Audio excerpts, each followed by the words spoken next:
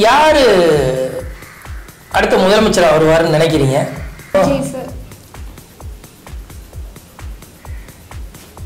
Vijay sir. நீங்க யாருக்கு ஓட்டு போடுவீங்க? அங்க போனாதாங்க சார். யார் காசு கொடுக்குறாங்க அவங்களுக்கு ஓட்டு போடுறதா? அப்படி இல்லைங்க, அங்க போயிட்டு நிக்கும் போது தோணுங்க சார். அங்க போய் ஓட்டு போட நிக்கும் போது தோணும் நினைக்கிறேன். அரசியல்ல ஒரு குழந்தை தானங்க சார். ஓ, அரசியல்ல இருக்கிற குழந்தை தான் முதலமைச்சர் வரணுமா? இல்லைங்க சார், முதலமைச்சரா வரணும்னு சொல்லல. Very good very good. மத்தவங்க எல்லாம் சீனியாரிட்டியா இருக்கிறதுனால பக்குவமா இருக்காங்க. அவருக்கு அந்த பக்குவம் இல்லாம குழந்தை மாதிரி துருன்னு இருக்கு. அப்ப விஜய்க்கு பக்குவம் இல்லாம இருக்காருங்கிறீங்க. சீமான் முதலமைச்சர் வந்துருவாரோ? நல்ல சூப்பரா பேசுற மாதிரி எல்லாரும் சொல்றாங்களே. நல்லா பேசுறாரு, அவருக்கும் பக்குவம் இல்லாத மாதிரி ஃபீல் ஆகுதுங்க சார். ஒய்ஃப் இல்ல, லவரா ஃப்ரெண்டாங்க சார். லவரா ஃப்ரெண்ட். சரி சொல், நீங்க என்ன சொல்லணும்? அந்த ப்ராப்ளத்துல ஒரு பக்குவமா நடந்துக்காத, அவர் ஒரு பானை சோத்துக்கு ஒரு சோறு. ஆமா, அது போல ஒரு இந்த விஷயத்தை வச்சே நீங்க வந்து அவரு லாயக்கெல்லாம் முடிவு பண்ணிட்டீங்க தோணுதுங்க சார். நயினார் நாகேந்திரனை விட்டுட்டானேமா? நயினார் நாகேந்திரன் பிஜேபியோட தலைவருமா? ஓகே, ஆமாங்க சார். எவ்வளவு பெரிய தப்பு பண்ணிட்டோம். ஆனா இப்ப இது அதிபர் தேர்தல் மாதிரி முதலமைச்சருக்கு தனியா தேர்தல் இல்லையே. நின்னுச்சுன்னா நம்ம நேரம் முதலமைச்சருக்கு நிக்கலாம். அதுதான் அது உருவாக்கணும் சார். தமிழ்நாட்டுக்கு வந்து ஒரு தனி அதிபர்ன்ற மாதிரி போட சொல்லுவோம்.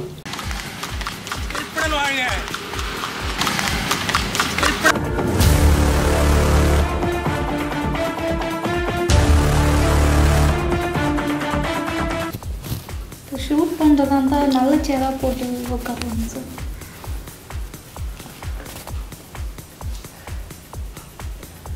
இது சூப்பர் ஐடியா. ஷூட்டிங் பண்றதுக்குன்னு ஒரு சில ஃபார்மாலிட்டிஸ் இருக்கு இல்லையா? இப்போ கொஞ்சம் சென்ட் அடிச்சுட்டு வந்துடுறேன். சென்ட் அடிச்சுட்டு வந்துடுறோம். உங்களுக்கு என்ன சென்ட் வேணும்? எனக்கு சார் வீடியோ எடுக்கிறோம், நல்ல சென்ட் அடிச்சுட்டாலும் நல்லா இருக்கும். வீடியோல சென்ட் இருக்குங்க சார், போட்டுங்க இருக்குங்க சார். மூணு போட்டுக்கலாம்னுங்க. சென்ட் அடிச்சுக்கிறேன்னு நல்லா வீடியோ எடுக்கிறோம், சென்ட் அடிச்சுக்கிறேன்னு நல்லா. நான் எப்பங்க சார் சொன்னேன்? சொன்னீங்க நம்ம அடிச்சுட்டு வாங்கன்னு சொன்னீங்களே. சேரு பழசா இருக்கு, அது வேற போட்டுக்கலாம். இல்லம்மா, நான் சரி இப்போ வீடியோ எடுக்கிறோம் சென்ட் அடிச்சுட்டு வரேன்னு சொன்னேன். சரி நீங்களா இல்லையா?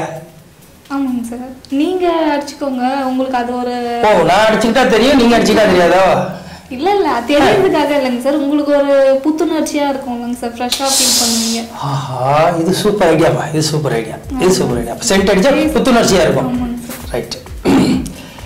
சரி, வேற புத்துணர்ச்சியா இருக்கிறது வேற என்ன? ஆக்டிவா பேசுவீங்க, ஏன்னா பேச போறது நீங்க தானே, அதனாலங்க சார். ஓ அப்படியா? சென்ட் அடிச்சிட்டு ஆக்டிவா பேசலாமா? வாசனையா நம்ம ஃபீல் பண்ணோம்னா, நம்மளும் சரி நம்மள சுத்தி இருக்கிற இடமும் வாசனையா இருந்ததுன்னா நம்ம ஆக்டிவா பேசலாம். நம்ம அதுதாங்க சார், மைண்ட் ஃப்ரெஷ்ஷா ஃபீல் ஆகும். அது என்னோட கருத்துங்க சார். Correct correct correct.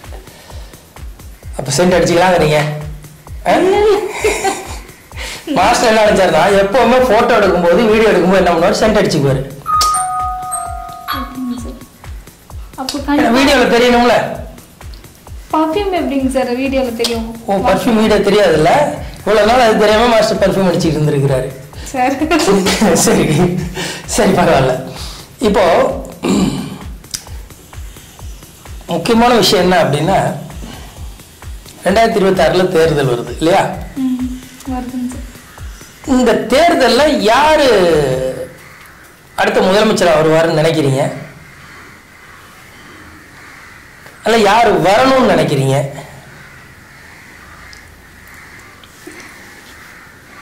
என்னங்க சார் கேள்வி இது? தமிழ்ல தானே கேட்டேன். தமிழ்ல தாங்க சார் கேட்டேன். 2026 தமிழ்நாட்டுக்கு தேர்தல் வருது. அப்போ முதலமைச்சருக்கான தேர்தல், சட்டமன்ற தேர்தல். அதுல யாராவது ஒருத்தர் தான் முதலமைச்சர் வர முடியும். 2-3 பேர் வர முடியாது இல்ல. ஒருத்தர் முதலமைச்சரா வரலாம், இன்னொருத்தர் துணை முதலமைச்சரா வரலாம். இப்போ ஸ்டாலின் முதலமைச்சரா இருக்கிறாரு இல்லையா? அப்படிதானே? இப்ப நான் முதலமைச்சர் ஆயிடுவேன்னு விஜய் சொல்றாரு. நான் தான் முதலமைச்சர்னு எடப்பாடி சொல்றாரு. இதுக்கு முந்தைய அண்ணாமலை முதலமைச்சர் வருவார்னு நிறைய பேர் சொல்லிட்டு இருந்தாங்க. ஓ பன்னீர்செல்வம் ஏற்கனவே முதலமைச்சராக இருந்தார், அவருக்கு கூட ஒரு வாய்ப்பு இருக்கு அப்படின்னு சொல்லிட்டு இருந்தாங்க இல்லையா? இப்ப இதுல யார் முதலமைச்சராக வருவாங்கன்னு நீங்க நினைக்கிறீங்க?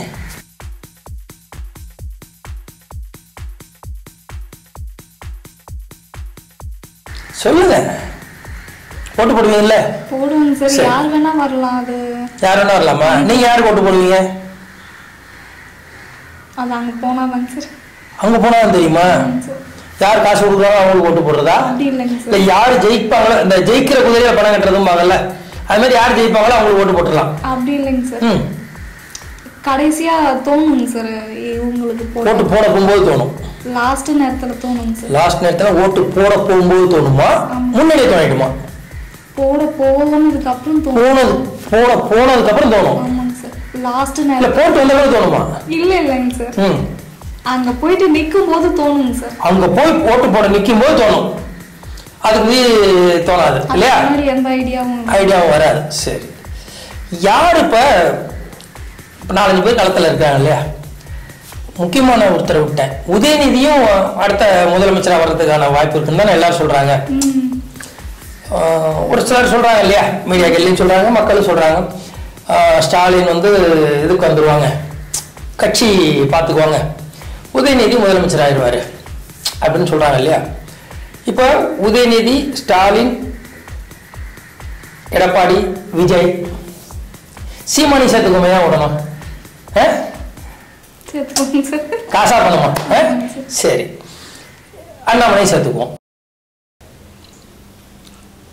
இப்ப இதுல வந்து யார் முதலமைச்சரா வரணும்னு நீங்க நினைக்கிறீங்க? ஓட்டு போட்டுட்டு யாருக்கு போட்டோம்னு சொல்லணும்னு அவசியம் இல்லை. ஏன்னா அது உங்களுடைய உரிமை, ரகசியம், சொல்றது தப்பு இல்லை இல்லையா? அதனால இப்ப நீங்க யார் முதலமைச்சரா வந்தா நல்லா இருக்கும்னு நீங்க நினைக்கிறீங்க? நீங்க கூட வரலாங்க சார். அவங்க தான் வரணும். நான் வரலாமா? அம்மா, நான் முதலமைச்சரா வந்துட்டா நீங்க தான் கொள்கை பரப்பு செயலாளர். சரியா? கண்டிப்பா. Right, very good. அது சப்போஸ் இப்ப நான் வராம வேற யாராவது முதலமைச்சரா வந்தாங்கன்னு வைங்க. வேற யாராவது புதுசா இல்லம்மா, ஏற்கனவே பழந்துன்னு கொட்டை போட்டு பழுத்து எல்லாம் யாராவது முதலமைச்சர் சொன்னாலே போட்டு தள்ளிற அளவுக்கு முதலமைச்சருக்கான தகுதியுடையவர்கள் இருக்காங்க இல்லையா? இப்ப இதுல நம்ம அந்த டாபிக்ல போக வேண்டாம். இப்போ ஸ்டாலின் அவர்கள் முதலமைச்சராக இருக்கிறாங்க இல்லையா? உதயநிதி அவர்கள் முதலமைச்சர் ஆயிடுவாங்கன்னு பேசிக்கிறாங்க. எடப்பாடி முதலமைச்சர் ஆயிடுவார்னு பேசிக்கிறாங்க. அப்புறம்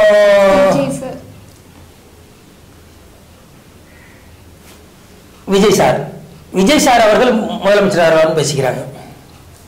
எடப்பாடி அவர்கள் முதலமைச்சர் ஆயிடுவார்னு பேசிக்கிறாங்க. ரொம்ப ஆக்டிவா இருக்காரு. யாரு? விஜய் சார். விஜய் ரொம்ப ஆக்டிவா இருக்காரா? ஓ, சூப்பர் சூப்பர் சூப்பர் சூப்பர். இப்பதான் வந்திருக்காரு. ஆனா ஆக்டிவா இப்பதான் வந்திருக்காரு, ஆனா ஆக்டிவா இருக்காரு. எப்படி நீங்க அவர் ஆக்டிவா இருக்காருங்கறத ஏதாவது சொல்றீங்க? நான் தொடர்ச்சியா பார்த்துட்டு இருக்கேன் சார். எல்லாரோட கம்பேர் பண்ணி பார்த்துட்டு இருக்கேன். தொடர்ச்சியா எல்லாரோட கம்பேர் பண்ணி பாக்குறீங்க. யாரு? அண்ணாமலையோட கம்பேர் பண்றீங்க, எடப்பாடியோட கம்பேர் பண்றீங்க, ஸ்டாலினோட கம்பேர் பண்றீங்க, உதயநிதியோட கம்பேர் பண்றீங்க. அவங்கலாம் சீனியாரிட்டி, சீனியர் பர்சன். இவர் இப்போ ஃப்ரெஷர் மாதிரி. ஃப்ரெஷரா யூத்தா? ஃப்ரெஷர். அப்ப இவர் கொஞ்சம் சுறுசுறுப்பா இருக்காருன்னு நினைக்கிறீங்க. இப்படி சுறுசுறுப்பா இருக்காருன்னா இப்படி வேகமா நடந்து போறது இல்ல, நடந்து வர்றது இல்லையா, இல்ல உட்கார்ந்து எந்திரிக்கிறது இல்லையா, பேசுறது இல்லையா? பயம் மரியாதைன்னு சொல்லுவாங்க. அவருக்கு 52 வயசுமா? வயசு அப்படி நினைக்கிறேன். அரசியல்ல ஒரு குழந்தை தானங்க சார். அப்போ அரசியல்ல இருக்கிற குழந்தை தான் முதலமைச்சர் வரணுமா? இல்லைங்க சார், முதலமைச்சரா வரணும்னு சொல்ல. சரி, இல்ல அவர் ஃப்ரெஷ்ஷா இருக்கிறாருன்னு சொன்னீங்க இல்லையா? ஃப்ரெஷ்ஷான்னு சொல்ல, சுறுசுறுப்பா இருக்கிறாரு. அரசியலுக்கு அவர் ஒரு குழந்தை மாதிரிங்க சார். இல்லம்மா, நீங்க என்ன சொன்னீங்க? அரசியலுக்கு அவர் சுறுசுறுப்பா இருக்காரு, இருக்கிறவங்க அவர் சுறுசுறுப்பா இருக்காருன்னு சொன்னீங்கல்ல? இல்லைங்க சார், உற்சாகமா இருக்காரு. அதுவும் இல்லைங்க சார். இந்த அரசியல்ல அவர் ஒரு குழந்தை மாதிரி. அரசியல்ல ஒரு குழந்தை மாதிரி. அந்த இளங்கன்று பயம் மரியாதைன்னு சொல்லுவாங்க. பயம் மரியாதை. அது போல ஏதோ ஆக்டிவா துருன்னு இருக்கிற மாதிரி சொல்றேன். ஓ, துருன்னு இருக்கிறாரு Vijay. Very good, very good, very good. மத்தவங்க எல்லாம் சீனியாரிட்டியா இருக்கிறதுனால பக்குவமா இருக்காங்க. அவருக்கு அந்த பக்குவம் இல்லாம குழந்தை மாதிரி துருன்னு இருக்கு. அப்ப விஜய்க்கு பக்குவம் இல்லாம இருக்காருங்கிறீங்க, சரியா? நீங்க தான் சொன்னீங்க விஜய் பக்குவம் இல்லாம இருக்கிறாருங்கிறீங்க. இல்லம்மா, பக்குவம் இல்லாம குழந்தை மாதிரி இருக்காருன்னு சொன்னீங்கல்ல? அப்ப விஜய் பக்குவம் இல்லாம இருக்காரு, சரியா? அப்படியே சொல்ல முடியாதுங்க சார். இப்பதானமா சொன்னீங்க அரசியலுக்கு அவர் ஒரு குழந்தை மாதிரி துருன்னு. நீங்க என்ன சொன்னீங்க? பக்குவம் இல்லாம குழந்தை மாதிரி இருக்காருன்னீங்க. குழந்தை வந்து எதை வேணாலும் பண்ணும், எதை வேணாலும் பண்ணும். இது தங்க போடும், அதை இழுத்துங்க போடும், தண்ணி தூக்கி கம்ப்யூட்டர்ல ஊத்தும். அதை சொல்றதை விட இந்த இளங்கன்று பயம் மரியாதைன்னு சொல்லுவாங்க, அது போல அரசியலுக்கு ஒரு நீங்க நான் என்ன சொல்றேன், எனக்கு நான் ரொம்ப பெரிய வக்கீல் தெளிவான ஆளுலாம் நினைச்சிட்டு இருந்தேன். இன்னைக்கு முழுசா குழப்பிட்டீங்க. எப்படி முழுசா குழப்பிட்டீங்க, அதாவது இன்னும் சொல்லுவாங்க தெளிவா குழப்பிட்டீங்கன்னு, அது மாதிரி குழப்பிட்டீங்க. நான் என்ன கேட்கிறேன், இவரு அரசியலுக்கு பக்குவம் இல்லாம குழந்தை மாதிரி இருக்காருங்கிறீங்களா, இல்ல இளங்கன்று பயம் அறியாது அப்படின்றீங்களா, இல்ல துருதுருப்பா இருக்காருங்கிறீங்களா? அரசியலுக்கு பக்குவம் இல்லாம இருக்கிற மாதிரி, அரசியலுக்கு பக்குவம் இல்லாம இருக்கிறாரு அப்படின்னு சொல்றீங்க, சரியா? அப்ப அவர் முதலமைச்சரா வந்தா சரியா வராதுன்னு நினைக்கிறீங்க? கண்டிப்பா இல்ல இல்ல, உங்க கருத்தை சொல்லுங்க. என்னோட கருத்தும் ஆமாங்க சார். ஆமா, அதாவது ஆமான்னா இப்போதைக்கு ஃப்ரெஷரா இருக்கிறதுனால, இப்போதைக்கு ஃப்ரெஷரா இருக்கிற ஃப்ரெஷரே, அதனால அவர் முதலமைச்சர் ஆகிறதுக்கான ஒரு தகுதி இல்ல, பக்குவம் இல்ல. தகுதி இருக்கு, தகுதி இருக்கு, பக்குவம் இல்ல, இல்லையா? அது கொஞ்சம் அரசியல் தெரியணும், இல்லையா? சரி, அரசியல் குழந்தைன்னு சொல்லிட்டுங்க. இப்ப நான் சொல்றதுக்கு எனக்கு தகுதி இல்லைங்க சார், தோணுது. நீங்களும் நானும் ஓட்டு போட போறோமா, யாரை தேர்ந்தெடுக்கிறது நம்ம தானே முடிவு பண்ணோம். நீங்க யாருக்கு ஓட்டு போடுறீங்க அவங்க தானே முதலமைச்சரா வருவாங்க. அவங்க ஒரு எம்எல்ஏ வருவாங்க, மற்ற எல்லாரும் சேர்ந்து எம்எல்ஏக்கெல்லாம் சேர்ந்து பெரும்பாலான எம்எல்ஏக்கள் சேர்ந்து அவங்க முதலமைச்சர் தேர்ந்தெடுப்பாங்க, அப்படித்தானே? வெளிநாடு மாதிரி நேரடி அதிபர் தேர்தலாம் நம்மகிட்ட இல்லை. ஆனாலும் இன்னாருடைய தலைமையில ஒரு அமைப்பு உருவாகும், ஒரு அரசு உருவாகும்னா அதை நம்ம ஆதரிப்போம், இல்லையா? அப்ப விஜய் ரூல்ட் அவுட் வச்சுக்கலாமா? Vijay ruled out. அண்ணாமலை ஏற்கனவே பதவியிலிருந்து, தலைவர் பதவியிலிருந்து ஒதுக்கிட்டாரு, அதனால அண்ணாமலை ரூல்ட் அவுட். 2 ரூல்ட் அவுட்டா? சீமான் முதலமைச்சர் வந்துருவாரோ? நல்ல சூப்பரா பேசுற மாதிரி எல்லாரும் சொல்றாங்களே. நல்லா பேசுறாரு, அவருக்கும் பக்குவம் இல்லாத மாதிரி ஃபீல் ஆகுதுங்க சார். சீமானுக்கும் பக்குவம் இல்லாத மாதிரி தான் ஃபீல் ஆகுது, இல்லையா? ஏன்னா இப்போ அவங்க ஒய்ஃப், அவர் ஒய்ஃப் இல்ல, அவங்க லவரா ஃப்ரெண்டாங்க. லவரா ஃப்ரெண்டு, சரி சொல், நீங்க என்ன சொல்லணும்? அந்த ப்ராப்ளத்துல ஒரு பக்குவமா நடந்துக்காத, அவர்கிட்டயும் ஒரு குழந்தைத்தனமா நடந்துக்கிட்ட மாதிரி ஃபீல் ஆச்சு. குழந்தைத்தனமா நடந்துக்கிறாரு, இல்லையா? அந்த விஷயத்துல ஓ, இந்த நேரத்துல அவரு வந்தாலும் சரியா இருக்காது. இந்த மாதிரி பேர் கெட்டு போயிருக்கிற நேரத்துல வந்தா சரியா இருக்காது. சரி, வேற என்ன அவர்கிட்ட குறைகள் ஏதாவது? இதை தவிர இது பேர் தான் யார் பேர்ல வேணாலும் சொல்லலாம்ல. நாளைக்கு உங்க பேர்லயும் சொல்லலாம், நாளைக்கு என் பேர்லயும் சொல்லலாம், சொல்லலாமா? யார் பேர்ல வேணாலும் சொல்லலாம். அது நிரூபிக்கப்படும் போது அதோடைய தன்மை தெரியும் அப்படின்னு வச்சுக்கோமா, பேச்சுக்கு வச்சுக்கோ. கைப்புண்ணுக்கு கண்ணாடி எதுக்கும்பாங்க, இல்லையா?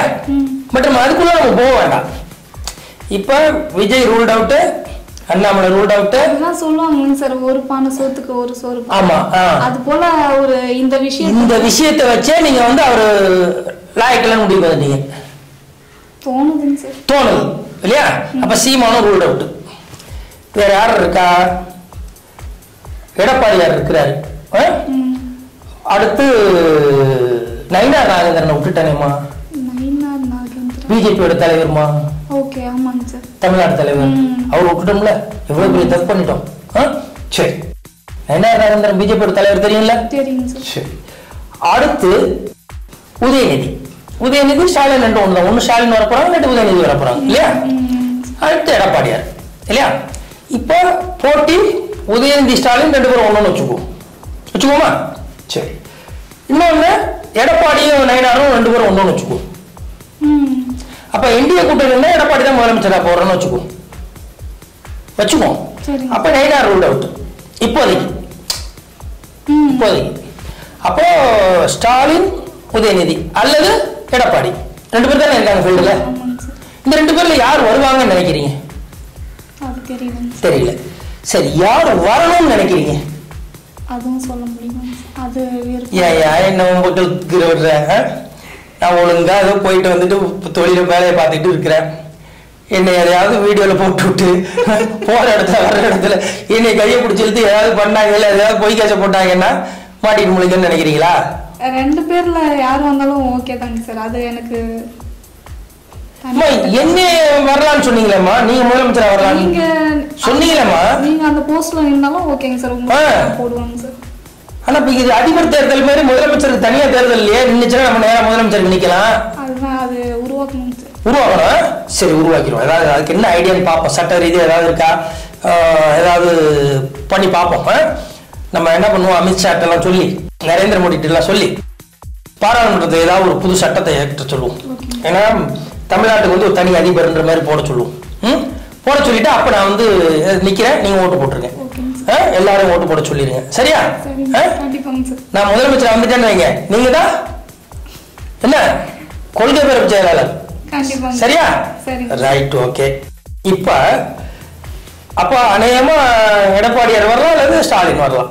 ஸ்டாலின் அவர்கள் அல்லது உதயநிதி அவர்கள் அல்லது எடப்பாடி அவர்கள், இந்த 2 பேர்ல ஒருத்தர் அல்லது அவர், இல்லையா? இதுல யார் வர்றதுக்கான வாய்ப்பு நிறைய இருக்கும்னு நினைக்கிறீங்க? இவங்க ஆளுங்கட்சியில இருக்காங்க. இவங்க யாரு ஆளுங்கட்சி? இப்ப யாரு? திமுக ஆளுங்கட்சியா? சரி, திமுக ஆளுங்கட்சியா இப்ப? சரி, ஆமா. அவங்க எதிர்கட்சி. யாரு? ஏடிஎம்கே எதிர்கட்சி. சரி, அதிமுக கட்சி இருக்கிறவங்க தான் வாய்ப்பு அதிகமா இருக்கும். ஆளுங்கட்சியில இருப்பவங்களுக்கு தான் வாய்ப்பு அதிகமா இருக்கும்னு நினைக்கிறேன், இல்லையா? இப்போ பாஜகலையும் அப்படிதானே சார், பிரதமர் மோடி வந்தாரு. பாஜக பிரதமர் மோடி ஆளுங்கட்சியா இருந்ததுனால திரும்ப வந்துட்டாருன்னு நினைக்கிறீங்க? சோ இவங்க இப்ப ஸ்டாலின் முதலமைச்சரா இருக்கிறதுனால திரும்ப இவங்களே திமுக அரசாங்கம் இருக்கிறதுனால அவங்களே வந்துருவாங்கன்னு நினைக்கிறீங்க. சரி, இதை தவிர வேற ஏதாவது காரணம் இருக்கா?